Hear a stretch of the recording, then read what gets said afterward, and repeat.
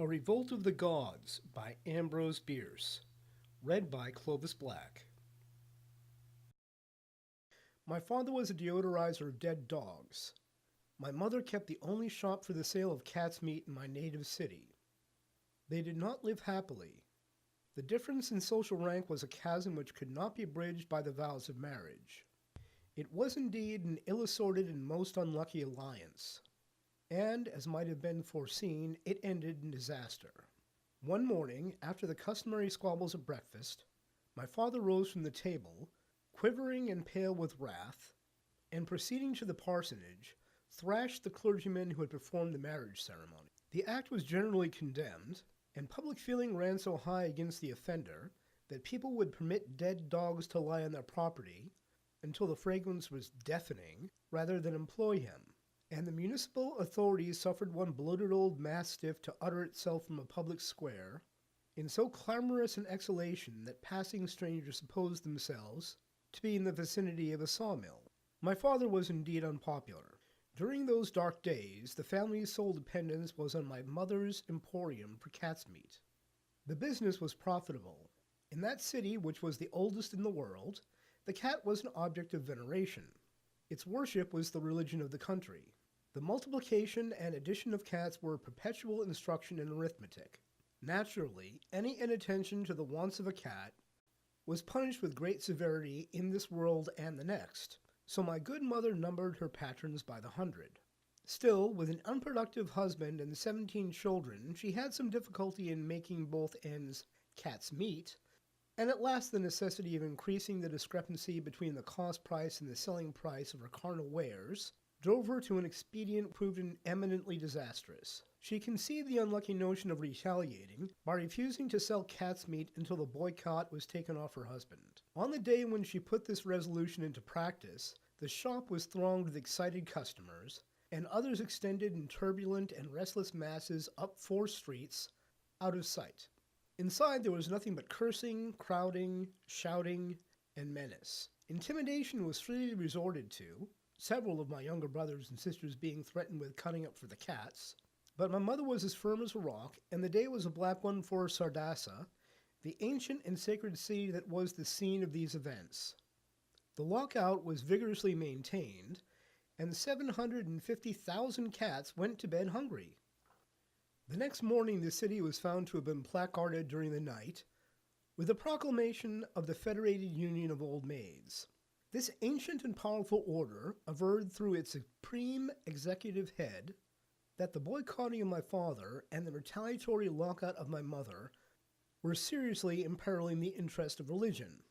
The proclamation went on to state that if arbitration were not adopted by noon that day, all the old maids of the Federation would strike, and strike they did. The next act of this unhappy drama was an insurrection of cats. These sacred animals, seeing themselves doomed to starvation, held a mass meeting and marched in procession through the streets, swearing and spitting like fiends. This revolt of the gods produced such consternation that many pious persons died of fright, and all business was suspended to bury them and pass terrifying resolutions. Matters were now about as bad as it seemed possible for them to be. Meetings among representatives of hostile interests were held, but no understanding was arrived at that would hold. Every agreement was broken as soon as made, and each element of the discord was frantically appealing to the people. A new horror was in store. It will be remembered that my father was a deodorizer of dead dogs, but was unable to practice his youthful and humble profession because no one would employ him. The dead dogs, in consequence, reeked rascally. Then they struck. From every vacant lot and public dumping ground, from every hedge and ditch and gutter and cistern, every crystal rill and the clabbered waters of the canals and estuaries,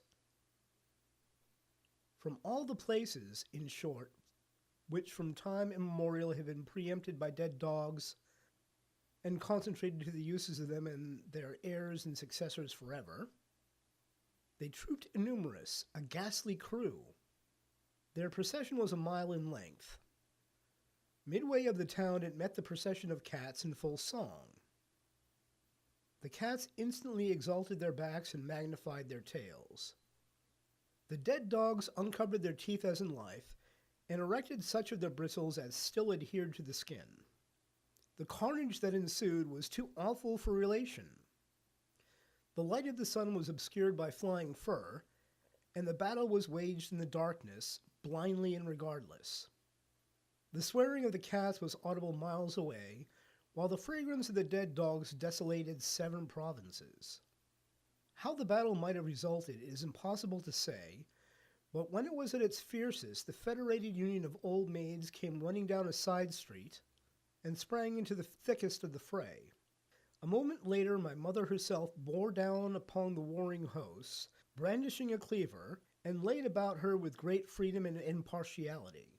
My father joined the fight, the municipal authorities engaged, and the general public, converging on the battlefield from all points of the compass, consumed itself in the center as it pressed in from the circumference. Last of all, the dead held a meeting in the cemetery and, resolving on a general strike, began to destroy vaults, tombs, monuments, headstones, willows, angels, and young sheep in marble, everything they could lay their hands on.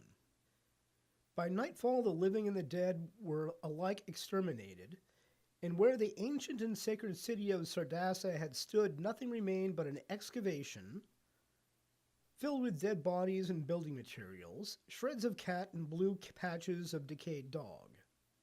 The place is now a vast pool of stagnant water in the center of a desert. The stirring events of those few days constituted my industrial education, and so well have I improved my advantages that I am now chief of misrule to the Dukes of Disorder, an organization numbering 13 million American working men. Ambrose Bierce was born in Ohio in 1842 and became one of the world's most famous writers of short stories. He was a soldier in the Civil War, so he may have written horror as a form of catharsis.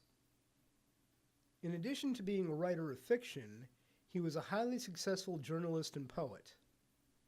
In 1913, he went to Mexico, where he disappeared. He may have joined the Mexican Revolution, but nobody knows for sure.